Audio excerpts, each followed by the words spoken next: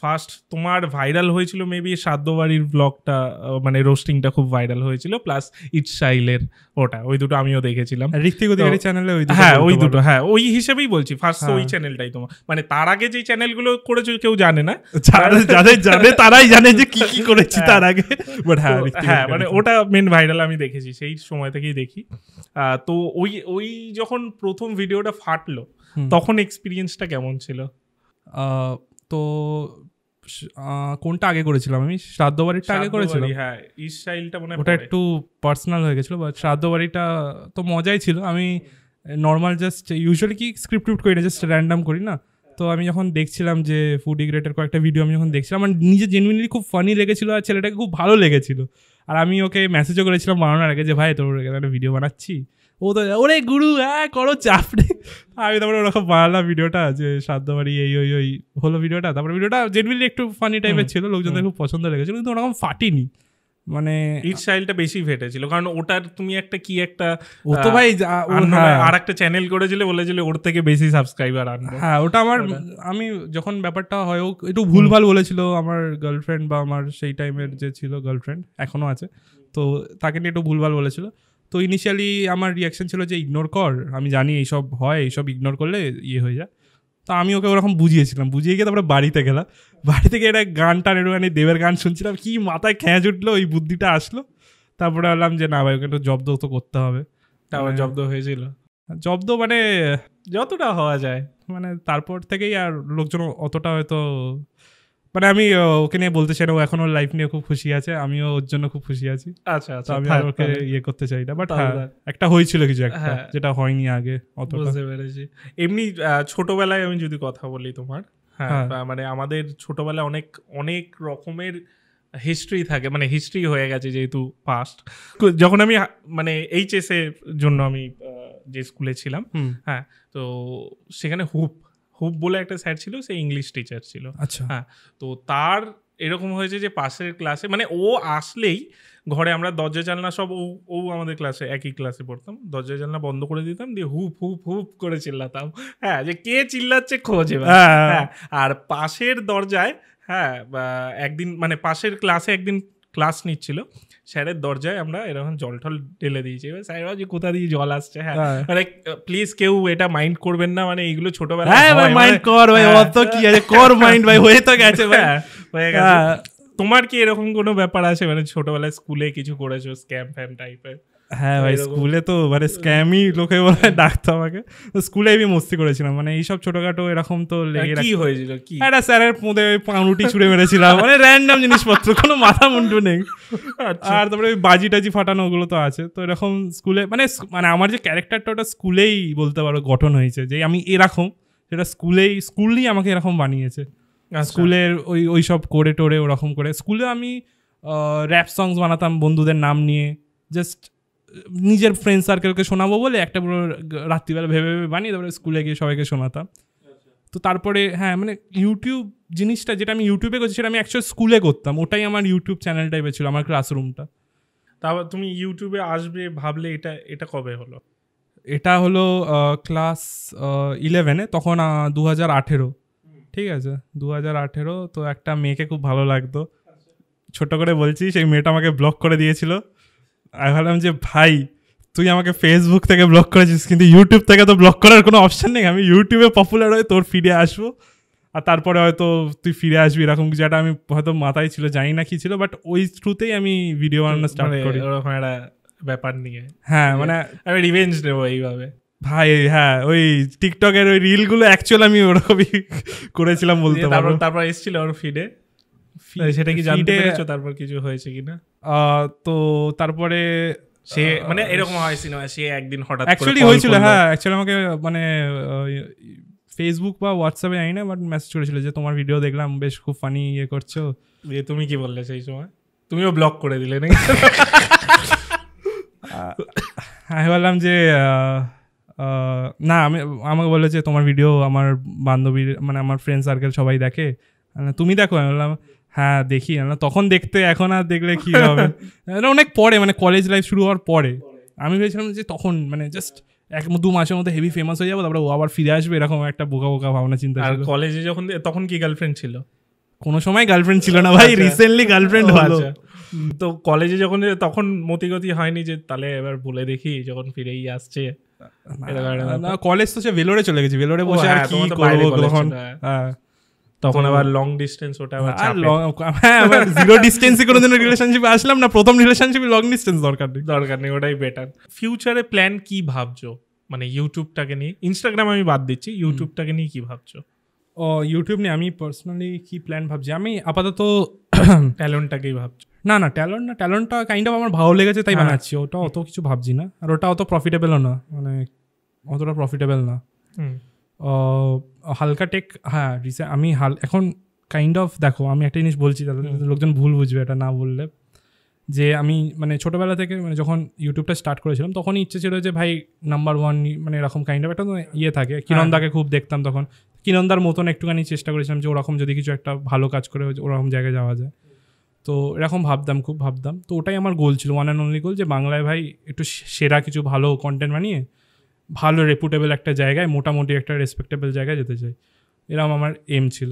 তারপর আমি গেলাম ব্যাংককে একটা ইভেন্টে, হালকা টেক থেকে নিয়ে গেছিলো, মানে হালকা টেকের লেনোভো নিয়ে গেছিলো। সেখানে দেখতে পেলাম আমি বাকি ক্রিয়েটার্সদের, মানে যারা ইন্ডিয়ায় যারা হিন্দি ক্রিয়েটার্স, তো সেখানে আমার খুব অদ্ভুত লাগলো, আমি ফ্র্যাঙ্কলি বলছি, ওপেনলি বলছি, আমি দেখলাম যে আমি তাদেরকে চিনি, তারা আমাকে চেনে না। আমার খুবই অদ্ভুত লাগলো, আমাকে নাম্বারস বলতে হচ্ছে, যেটা আমার আরও অদ্ভুত লাগলো। মানে আমাকে, হ্যাঁ আমি এরকম বলি না, আমার মানে অদ্ভুত লাগে ভাই যে আমার এত সব আমি বলি না।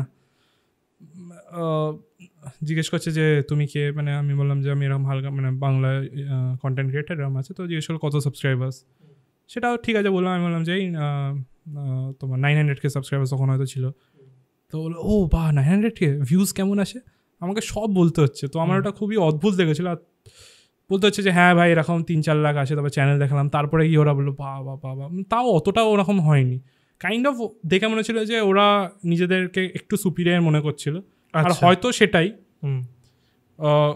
ফাইন্যান্সের দিক থেকে আমার মনে হয় না, ফাইন্যান্সের দিক থেকে, কারণ এটা মানে আমার মনে হয় আমি at par with them financially tech চ্যানেলের দিক থেকে। বাট স্টিল যেহেতু আমার রিজনাল কন্টেন্ট, যেহেতু আমি যেটা বানাচ্ছি যেটা ওরা বুঝছে না, তাই জন্য ওরা কাইন্ড অফ লুক ডাউন করছে বা নিজেদের সুপিরিয়র মনে করছে। আমার এটা ওদের ভাইবস যেমন হলো ডাইরেক্টলি, তো সেটা তো হ্যাঁ। তারপরে নেক্সট আর একটা ইভেন্টে গেলাম, যেটা তোমার দিল্লিতে হলো, হয়তো সেম হালকা টেকের থ্রুতেই, কাইন্ড অফ সিমিলার একটা ভাইবস পেয়েছি আমি।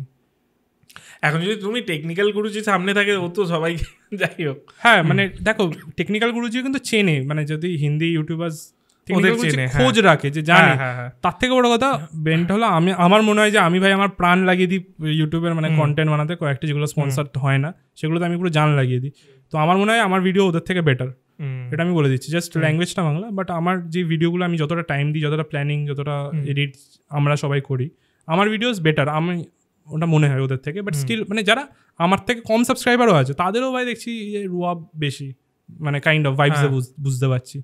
জাস্ট বিকজ আমার মনে হয় বাংলায় শুধু বঙ্গাইকেই চেনে, মানে ব্রো ভাই দেখ ব্যাপারটা কি বলতো, সেটা আমাকেও এখন চেনে। যদি তুই ওদেরকে জিজ্ঞেস করিস যে ভাই হালকা টেককে, হ্যাঁ হালকা টেককেও তো পেছান, তো মানে 2-3টি ইভেন্টে গেছি, চেনে।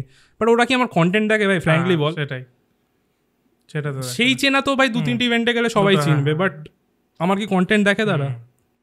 ওই খিদেটা রয়েছে ভাই। আমি ওই অনেক মানে ওই একটা মানে মিশন পেয়েছি এখন, জানি না হিন্দিতে করব, হিন্দিতে না, মানে ওই আমি মানে ওরাও যাতে দেখে বলতে পারো, এটা বলতে পারো। আইডিয়ালি বলতে গেলে আমি চাই যে আমাদের বেঙ্গলের যে স্টোরিজ আছে, বেঙ্গলের লোকেশনসগুলো আছে, ওগুলো এমনভাবে তুলে ধরতে যাতে সবাই দেখে। কী করে হবে আমি এখনও ফিগার আউট করার চেষ্টা করছি, বাট এটা আমার নেক্সট চেষ্টা। বেঙ্গলের স্টোরি বলতে যেটা হালকা ফিন্যান্সে যেটা করছো? না বেঙ্গলি স্টোরিজ বলতে যেটা আমি ঋত্বিক প্রোডাকশনে করছি। ও আচ্ছা। তো ওখানে লোকেশ যে থাকে ভিডিওতে, আমি লোকেশ যেমন কয়েকটা ভিডিওস যেমন আগেও বানিয়েছিলাম, তো ওখানে ও সুন্দরবনের ভিডিও একটা বানিয়েছিল, দেখেছি। লোকেশ গেছিলো, ওর সাথে প্রীতম ছিল ক্যামেরাম্যান। ওই ভিডিওটা ভাই মানে ওরকম ভিডিও নেই ইউটিউবে, নেই। হিন্দি, ইংলিশ, তুমি তামিল, তেলুগু যাতেই দেখো, এতটা সুন্দরভাবে কোনো একটা সুন্দরবনের মতন জায়গা যেখানে এত রিস্ক আছে, সেরকম জায়গার গল্প তুলে ধরেছে, এরকম কোনো নেই ভিডিও।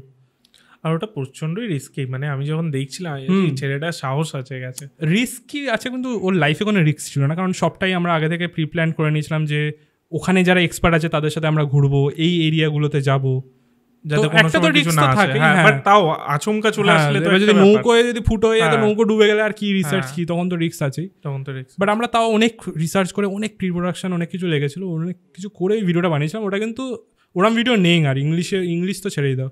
না না, ওই ভিডিওটাও খুব ভালো ইনফ্যাক্ট হয়েছিল। লোকজন যে বলে যে ভাই মানে আগে বলতো স্টার্টিংয়ে তো বলে যে কপি নিয়ে, তো মিস্টার বিস্ট কপি বলছিল। ভাই মিস্টার বিস্ট কোনোদিনও সুন্দরবন নিয়ে ভিডিও আমার মনে হয় না বানাবে। আমার পার্সোনালি মনে হচ্ছে, আমি যতটা চিনেছি, সুন্দরবন নিয়ে ভিডিও বানাবে না। আমি বানাচ্ছি তো। মিস্টার বিস্টকে ভাই ভালোবাসো তোমরা, ঠিক আছে, কপি বলছে আমাকে সেটাও ঠিক আছে, কিন্তু সুন্দরবন নিয়ে ভিডিও হ্যাঁ। কিন্তু আমি বানাচ্ছি, ওরা কেউ আসবে আরে না। না, ফরম্যাট একটা হয়, সেটা আমি আমার ক্রিয়েটিভিটি দিয়ে কাজ করছি।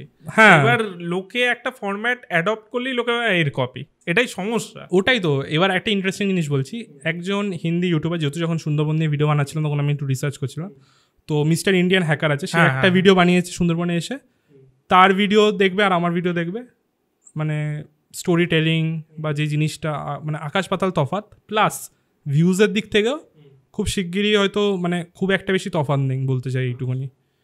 মানে জাস্ট যে আমি বলছি যে ভাই আমার কন্টেন্ট সেরা, এদিকে ভিউজ আসছে না, ওরম না, ভিউজের দিক থেকেও কিন্তু কম্পারেবল।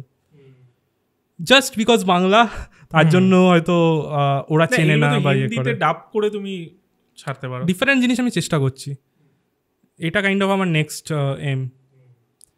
আর কি মানে ফিউচার, ইউটিউবের ফিউচার, এটাই আমার কাইন্ড অফ নেক্সট ইয়ে। আমি মানে চেষ্টা করতে থাকবো, যেমন কি বললাম আগে, আমি একবার হোঁচট খেয়ে বুঝে গেছি যে ফেলিয়ার হতে হতে আমি বুঝে গেছি, প্রসেসটা আমি জানি। তো আমি ডিফারেন্ট ডাবস ট্রাই করেছি, নিজে হিন্দিতে বলেও ট্রাই করেছি, আরও হ্যাঁ। করবো। আমি নিজে হিন্দি শিখছিও বাড়িতে এমনি। তো কি মানে লাস্ট যতদিন বেঁচে আছে আমি চেষ্টা করতে থাকবো, কবে হবে জানি না, বাট আমি করতে থাকবো এটা। হ্যাঁ, এইটা আমি মানে আমি অফ ক্যামেরাও অনেককে বলি, আমি অনেস্টলি মানে তোমার সামনেও বলছি জিনিসটা, যে আমি যে কোনো ক্রিয়েটারদের সাথে আমার যখন কথা হয় আমি অফ ক্যামেরা বলি যে ঋত্বিকের মধ্যে আমি একটা খিদে দেখি, মানে এটা রয়েছে, মানে আমি সামনে মানে মাখন মারতে হবে বলে ওরকম অকওয়ার্ড লাগে এরকম শুনলে। বাট মানে আমি তোমার মধ্যে শুধু আমি দেখি, মানে আমি টপ ক্রিয়েটারদেরও দেখি, বাট তারাও তাদের মতো চেষ্টা করছে অবভিয়াসলি, বাট তোমার মধ্যে কনসিস্টেন্সি যে ব্যাপারটা আছে সেটাও আছে, প্লাস খিদেটাও আছে। হ্যাঁ, নতুন কিছু এক্সপ্লোর করব। হ্যাঁ, এটা ওটা আমার ভালো মানে লাগে। আমার এই জিনিসটা আমার নিজেরই আছে যে নতুন জিনিস ট্রাই করব। হয়তো আমাদের এখন পডকাস্টে অতটা বাজেট নেই, যেটা আমরা মানে আমার প্ল্যান অনেক কিছু আছে, যেটা তোমাকে অফ ক্যামেরাও বলছিলাম, বাট সেই বাজেটটা আমরা এখনো পাচ্ছি না। বাট ওটা যেদিন পাবো হয়তো আমিও ট্রাই করবো। হ্যাঁ ডেফিনেটলি, এটাই ক্রিয়েটার বানায়, মানে খিদে না থাকলে কিছু হবে না। মানে আমি জাস্ট একটা জিনিস হ্যাঁ, বলবো, বলো, তুমি বলো। যে বললে তুমি অন্যদের সাথে মানে কাইন্ড অফ কম্পেয়ার করলে, আমার মনে হয় অন্যদের এমও একটু ডিফারেন্ট। ওরা হ্যাঁ। এইসব কেনই করবে, ওদের হয়তো এম মুভিতে যাওয়া বা ওয়েব সিরিজ করা, বা কারোর এম হয়তো ওটিটিতে কিছু করার, কারোর এম হয়তো বিজনেস করার। যেমন কি আমি আগেই বললাম, আমার এম জাস্ট ইউটিউব, তাই জন্য আমি এত বিজনেসের কথা তুমি ভাবো না? বিজনেসটা আমার ইন্টারেস্টিং লাগে এখন, কারণ আমি দেখি তোমার লোগান পল KSI যে প্রাইম যেটা করেছে ক্রিয়েটার লেড বিজনেস, তো আমার একটু ইন্টারেস্টিং লাগে। বাট কাইন্ড অফ এখনো স্টিল আমার ফোকাস ইউটিউবই, মানে বাংলার মার্কেট অনুযায়ী আমি যেহেতু বিজনেস করেছি টুকটাক, আমি এটুকু বলতে পারি যে হাই প্রাইস মানে যাই করো, আমি জানি তুমি ওভারঅল ইন্ডিয়া ভেবেই করবে, কিন্তু ফার্স্টে তো তোমার বেঙ্গলে একটা পরিচিতি আছে, হাই প্রাইস কিছু করো না। না মানে না না, একটা 80 টাকার বিরিয়ানি দোকান করে দেবো, চাপ নেই ভাই, ওটাই চলবে শুধু, আনলিমিটেড 80 টাকা বিজনেস, ব্যাস ইউটিউবার বিরিয়ানি হলো, বিরিয়ানি, ঋত্বিকের বিরিয়ানি না ইউটিউব ফেল বিরিয়ানি, এর বিচারার নাম দিয়ে দেবো, নাম দিয়ে হয়ে বা ঋত্বিকদার বিরিয়ানি, ঋত্বিকদার ভাই সামনে ঝরে ঝরে হচ্ছে, ঝরে ঝরে ব্যাস। ওটা ওই একটাই বিজনেস আছে যেটা এখন চলছে দেখছি। চলছে এরকমই বিভিন্ন আরও ক্লিপস পাওয়ার জন্য, আরও বিষয়ে জানার জন্য আমাদের এই চ্যানেল UTS ক্লিপসকে অবশ্যই সাবস্ক্রাইব করুন।